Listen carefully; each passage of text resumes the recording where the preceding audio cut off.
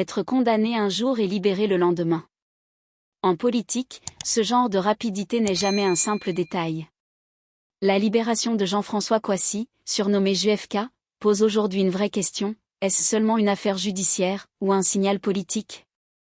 Jean-François Kouassi, jeune activiste et influenceur ivoirien, vient d'être libéré après une courte incarcération. Officiellement, il a purgé sa peine ferme. Mais dans un contexte aussi sensible, cette libération éclair relance un débat beaucoup plus large, celui de la liberté d'expression, du rôle des activistes, et des limites que le pouvoir est prêt à poser. Car l'affaire ne concerne pas seulement un homme. Elle touche à un système. Tout commence début janvier 2026. Le 8 janvier, Jean-François Kouassi est arrêté après plusieurs publications dans lesquelles il dénonce l'admission de 400 agents à la douane sans concours officiel.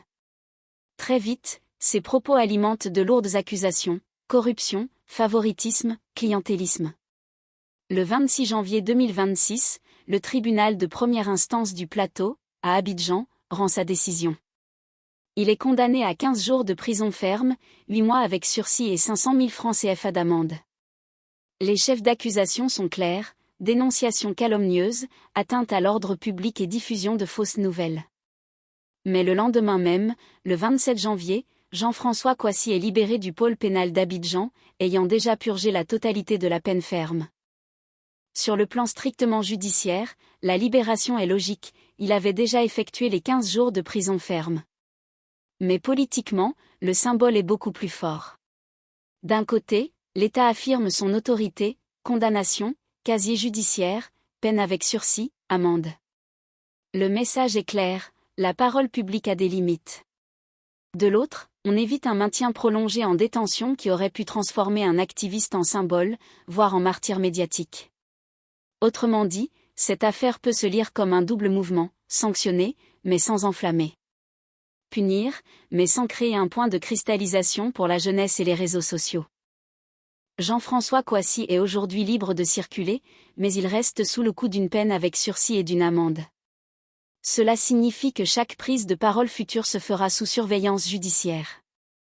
Pour les activistes et influenceurs politiques, le signal est fort: les réseaux sociaux sont devenus un espace politique à part entière, et donc un espace contrôlé. Pour le pouvoir, l'enjeu est désormais de contenir les discours contestataires sans provoquer de mobilisation massive autour d'eux.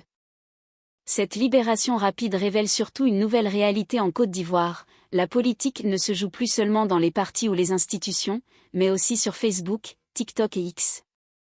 Les influenceurs deviennent des acteurs.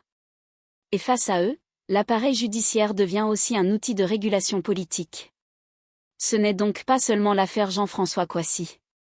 C'est le symptôme d'un rapport de force en train de changer entre l'État, la jeunesse et l'opinion publique.